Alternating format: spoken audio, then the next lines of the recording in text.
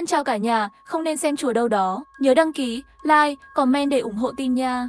Tôi đã mua một chiếc điện thoại di động cũ trên một trang web. Kết quả là sau khi nhận được hàng, điện thoại lại chưa được định danh. Mở thư viện ảnh ra xem. Ồ, là một chàng trai cao lớn và đẹp trai. Thế này thì tôi được lời rồi.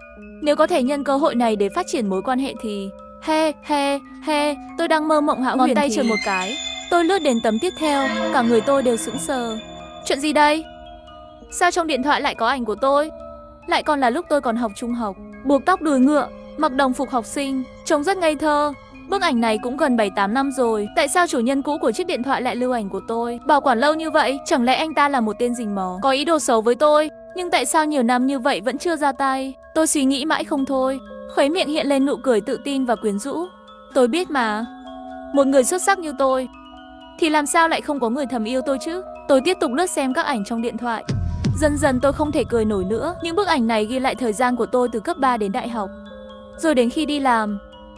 Bức ảnh gần nhất là vài tháng trước, cùng chị em tốt ở bãi biển. Thì ra nhiều năm như vậy, luôn có người âm thầm nhìn tôi từ phía sau. Sao càng nghĩ càng thấy rợn người thế này? Nghĩ kỹ càng thấy kinh hãi. Mồ hôi lạnh của tôi chảy ra. Tên này chắc chắn là một tên biến thái. Đúng lúc tôi muốn gọi cảnh sát thì chuông cửa reo. Chị gái, có bưu kiện của chị, mời chị ký nhận.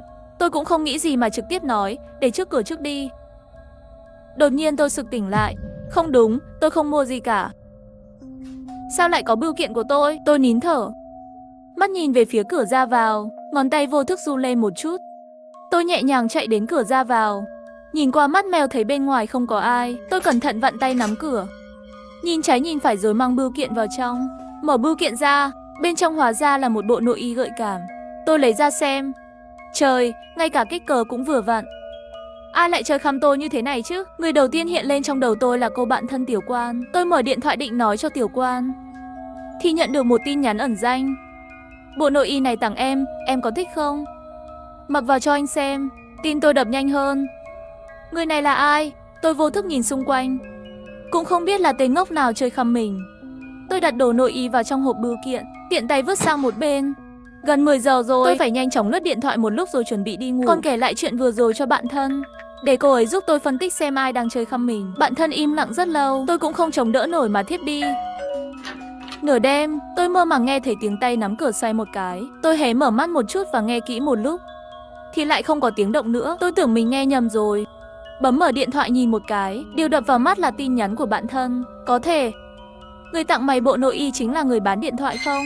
Tin nhắn này làm tôi giật mình. Nếu như vậy thì người bán đã biết địa chỉ của mình rồi. Rất có thể không phải là trò chơi khăm, mà là chuyện tồi tệ hơn. Tôi run run gửi tin. Không thể nào, đừng dọa tôi chứ. Đêm khuya như thế này tôi không thể ngủ được nữa. Tôi liếc nhìn thời gian, 1 giờ sáng.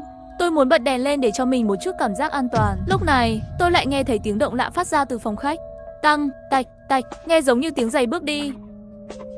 Tôi không chắc lắm, vì vậy nín thở, chân trần đi xuống đất, áp tai vào cửa phòng. Ngay sau đó tiếng động dần dần xa đi, hình như vào bếp. Sau khi ra khỏi bếp, lại đẩy cửa vào phòng ngủ bên cạnh. Tiếng đẩy cửa rõ ràng bên tai, khiến tôi xác định rằng trong nhà thực sự có người vào. Tôi mua được máy cũ chưa định dạng trên mạng, bên trong lại có ảnh của tôi. Và bây giờ người chủ của chiếc điện thoại đó đang ở trong phòng khách của tôi. Tiếng đẩy cửa rõ ràng bên tai, khiến tôi xác định rằng trong nhà thực sự có người vào. Mặt tôi đột nhiên trở nên tái mét, toàn thân không ngừng run rẩy, cố gắng không phát ra một tiếng động nào. Nỗi sợ hãi bao quanh tôi, nước mắt trào ra. Tôi áp sát cửa phòng rồi ngồi xổm xuống, tay run run cầm điện thoại, vừa mới nhập 110 định gọi điện thoại thì đột nhiên tôi phản ứng lại. Ngay cả khi cảnh sát đến nhà tôi cũng cần thời gian. Huống hồ tôi nói chuyện bây giờ, người bên ngoài chắc chắn có thể nghe thấy. Nếu anh ta nóng nảy lên thì sẽ rất tệ. Tôi bình tĩnh lại, soạn tin nhắn gửi cho 110. Cảnh sát, có người vào nhà tôi, đang ở phòng khách. Tôi hiện tại đang gặp nguy hiểm, làm ơn nhanh chóng đến đây. Nhà tôi ở phòng 906, tầng 9, đơn vị 11, khu cư trú Tây của. Tin nhắn lập tức được gửi đi. Đúng lúc tôi thở phào nhẹ nhõm một chút thì đột nhiên bên tai vang lên 3 tiếng gõ cửa, nặng nề và mạnh mẽ. Tim tôi sắp nhảy ra khỏi lồng ngực, cả người không ngừng run rẩy. Sau đó tôi nghe thấy một giọng nam cực kỳ ôn nhu và trầm thấp vang lên bên ngoài cánh cửa chỉ cách nhau một tấm. Anh ta nói từng chữ một, dường như đang nhìn chằm chằm một con mồi đã rơi vào lồng. Này, tôi biết cô chưa ngủ, tôi sẽ vào đây. Tôi chạy như bay lên giường, dùng chăn trùm lấy mình, run như cầy sấy.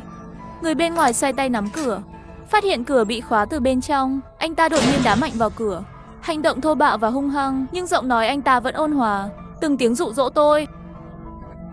Ra đi, mở cửa ra, tôi thấy cô đang ở trong chăn đấy. Tôi co ro trong chăn, như một con mèo sợ hãi.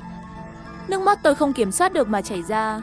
Cầm điện thoại lên xem, vẫn chưa có hồi âm của cảnh sát. Tiếng va chạm vẫn tiếp tục, tiếng động càng lúc càng lớn. Tôi nhìn qua một góc chăn ra ngoài, trong khe cửa lộ ra một con mắt tà ác, nhìn chằm chằm vào tôi. Khóe miệng cong lên một cách kỳ quái. Vậy nếu cô không mở cửa, thì khi tôi vào được, tôi sẽ trừng phạt cô đấy nhé.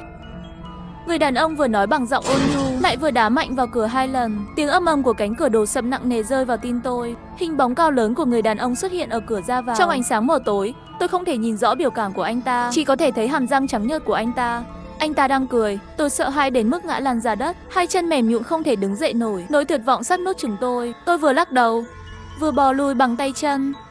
Tôi van xin nói, đừng qua đây.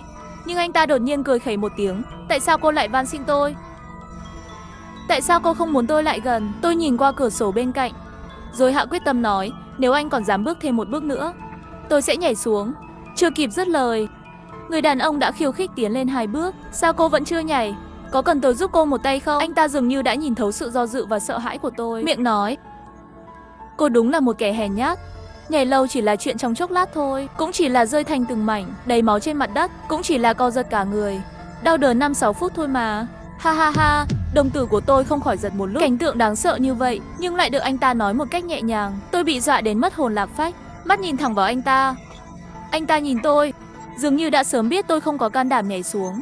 Ánh mắt u tối như ngọn lửa từ địa ngục. Tôi biết là cô không dám. Nói xong, tôi thấy anh ta giơ một con dao chém về phía mặt tôi. Một cốc nước đá lạnh lẽo được hất thẳng vào mặt tôi. Tôi mở mắt ra một cách mạnh mẽ, lập tức nhớ đến những chuyện kinh dị trước đó. Tôi vùng vẫy mạnh mấy cái. Khi giơ tay lên thì phát hiện mình đã bị trói chặt 5-7 nút, hoàn toàn không thể động đậy. Yên tâm đi, hiện tại cô chưa bị hủy dung, nhưng sau này thì rất khó nói. Người đàn ông đứng bên giường đột nhiên lên tiếng. Trong khoảnh khắc này, tôi cuối cùng cũng nhìn rõ khuôn mặt của người đàn ông này, y hệt như người trong ảnh trên điện thoại. Nói cách khác, anh ta chính là người bán điện thoại cho tôi. Thảo nào anh ta có thể gọi tên tôi, vì đơn đặt hàng của tôi dùng thông tin ẩn danh. Vậy thì người tặng nội y gợi cảm cũng là anh ta. Có phải rất bất ngờ không? Anh rốt cuộc muốn làm gì với tôi? Tôi không dám nhìn anh ta, yếu ớt nói ra một câu từ trong cổ họng. Anh ta nghiêng đầu, nheo mắt lại, nói một câu khiến tôi hoàn toàn bất ngờ. Tống Y, cô thực sự không nhớ tôi là ai sao? Tôi nhanh chóng liếc nhìn anh ta một cái. Phải thừa nhận rằng anh ta rất đẹp trai. Gương mặt đẹp trai ma quái, đường nét gương mặt rõ ràng, thực sự là gu của tôi. Nhưng tôi thực sự không biết anh ta. Tôi vội vàng lắc đầu, nhưng thấy sắc mặt anh ta đột nhiên lạnh lùng. Không nhớ thì thôi, nhưng tôi nhớ cô. Bao nhiêu năm nay, anh chưa từng quên em dù chỉ một ngày. Câu này nghe rất tình cảm. Nếu anh ta có thể bỏ qua ngữ khí nghiến răng nghiến lợi, che đi biểu cảm u ám trên mặt. Tôi nuốt nước miếng, không dám lên tiếng. Còn cái này thì sao? Anh ta dùng sức xé toạc quần áo của mình. Tôi thấy một vết sẹo dài như con rết xé toạc ngực anh ta thành 2 nửa, khiến người ta sởn gai ốc. Mê mông, chuyện này là sao? Người đàn ông bỗng nhiên cười như điên, mặt đầy sự hung dữ. Tống Nhất, hôm nay tôi có được như thế này đều là công lao của cô. Anh ta đột nhiên túm cổ tôi. Cô nghe cho rõ đây, tên tôi là Vương Mộng. Giám của tôi không hôi chút nào. Cái tên Vương Mộng vừa vào tai tôi liền cảm thấy rất quen thuộc. Hình như đã nghe đâu đó. Tôi nghĩ đến đau đầu, mà vẫn chưa nhớ ra đã nghe ở đâu. Tôi nén đau, khó khăn mở miệng. Tôi không biết anh. Vương Mộng cười nhìn tôi. Tất nhiên rồi. Người như tôi, Tống Y cô sao lại để mắt đến chứ? Thật là châm biếm.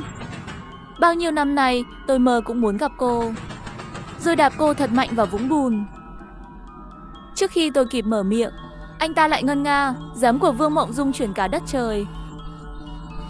Một giám bay thẳng đến Ý. Vua của Ý đang xem hát hí kịch, ngửi thấy cái giám này rất hài lòng. Phái quân phái tướng cùng nhau đánh giám. Nghe anh ta hát, tim tôi đột nhiên trầm xuống. Cuối cùng cũng nhớ ra người trước mắt này là ai. Tôi nhìn người đàn ông trước mặt, tức thì cả người tê dại. Sự kinh hãi lan từ gót chân lên đến đỉnh đầu. Tôi đã tận mắt chứng kiến một vụ nhảy lầu, nhưng người chết giờ lại xuất hiện trước mặt tôi. Ở trường trung học, tôi vì có điều kiện gia đình tốt, cộng thêm học giỏi và có vài phần xinh đẹp, nên mọi người xung quanh đều ra sức nịnh bợ tôi. Tôi cũng rất kiêu ngạo ở trường. Năm nhất cấp 3, có một học sinh chuyển trường đến lớp, tên là Vương Mộng. Lúc đó anh ta vừa thấp vừa béo, đầy mụn trứng cá trên mặt, vừa nói chuyện mặt liền đỏ. Giáo viên bảo anh ta giới thiệu bản thân, nhưng anh ta lại căng thẳng đến mức đánh giám. Cả lớp cười ầm lên. Sau đó giáo viên xếp anh ta ngồi cùng bàn với tôi không để ý đến anh ta. Nhưng sau giờ học, một nam sinh trêu chọc tôi nói, Tống Y. Vương Mộng nói hắn thích cậu, từ nhỏ đến lớn. Người thích tôi có thể xếp hàng đến Thiên An Môn, nhưng bị một thằng xấu xí như Vương Mộng thích thì cảm giác thật là một sự sỉ nhục lớn. Tôi tức giận tìm giáo viên yêu cầu đổi chỗ ngồi. Nhưng điều đó cũng không ngăn được những lời bàn tán của các bạn học. Chỉ cần tôi và Vương Mộng cùng xuất hiện trong một chỗ sẽ khiến các bạn học reo hò lên. Tôi càng nhìn anh ta càng không thuận mắt, nên bắt đầu dẫn đầu cô lập anh ta, thậm chí còn sáng tác ra một bài đồng dao để cả lớp cùng nhau cười nhạo anh ta. Giám của Vương Mộng rung chuyển cả đất trời. Một giám bay thẳng đến Ý. Vua của Ý đang xem hát hí kịch, ngửi thấy cái giám này rất hài lòng. Phái quân phái tướng cùng nhau đánh giám. Các bạn học nhìn thái độ của tôi đối với anh ta cũng vui vẻ xem náo nhiệt. Còn có một số tên nịnh hót để lấy lòng tôi thì đánh đập anh ta, thậm chí còn quay video ở bên cạnh. Điều này khiến Vương Mộng vốn không biết giao tiếp lại càng trở nên hướng nội hơn. Ngày hôm đó Vương Mộng do dự đứng cạnh tôi, còn tôi cảm thấy không khí anh ta thở qua cũng trở nên rất bẩn. Tôi hung dữ bảo anh ta cút đi, nhưng anh ta mắt ngấn lệ hỏi tôi phải làm thế nào thì cậu mới tha thứ cho tôi? Tôi chưa từng nói thích cậu. Tôi thốt lên, được rồi, vậy anh đi chết đi, chết rồi thì tôi sẽ tha thứ cho cậu. Anh ta buồn bã quay người bước ra khỏi lớp học. Nhảy lầu rồi, Vương Mộng nhảy lầu rồi. Tôi nhanh chóng chạy ra khỏi lớp học, nhìn thấy Vương Mộng nằm co giật trong vũng máu. Tống Y, cuối cùng cô cũng nhớ ra tôi rồi. Vương Mộng dùng tay nhẹ nhàng vuốt ve má tôi. Bàn tay đang siết cổ tôi càng dùng thêm sức. Tôi thiếu sâu canxi đến mức không thở được. Tôi chưa chết. Cô có thất vọng lắm không? Nụ cười của anh ta càng ngày càng dữ tợn, còn tôi thì càng ngày càng sợ hãi. Van xin anh ta bằng giọng nhỏ, xin cậu tha cho tôi. Nghe được những lời này, anh ta đột nhiên kích động lên. Tha cho cô. Lúc đó tôi cầu xin cô biết bao lần.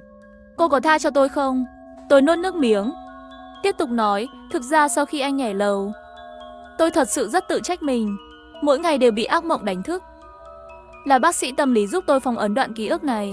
Tôi thật sự không muốn anh chết. Anh ta đột nhiên mắt đỏ hoe. Hừ một tiếng, cô sẽ tự trách. Cô từng cảm nhận được vị của sự tự tôn bị người khác dẫm đạp chưa? Cô từng trải nghiệm cảm giác xương bị tan ra từng mảnh chưa? Cô biết cảm giác nằm trên giường bệnh 3 năm không thể tự chăm sóc bản thân, chỉ có thể dựa vào người khác giúp đỡ đưa phân đưa nước không? Cô có biết không? Cô không biết, cô chỉ biết sỉ nhục người khác, bắt nạt người khác, khiến người khác sống không bằng chết. Tất cả đều là cô nợ tôi. Cô đáng bị trừng phạt. Nói xong, anh ta giơ dao lên hướng thẳng vào ngực tôi. Đúng lúc tôi tưởng rằng mình sẽ mất mạng, thì cảnh sát kịp thời đến và cũng thành công chế phục Vương Mộng. Trong làn nước mắt mờ mịt, tôi một mình hồi tưởng lại chuyện quá khứ, trong lòng cũng tràn đầy sự tự trách và ăn năn. Nếu lúc đó tôi không làm như vậy, thì kết quả có phải sẽ khác không?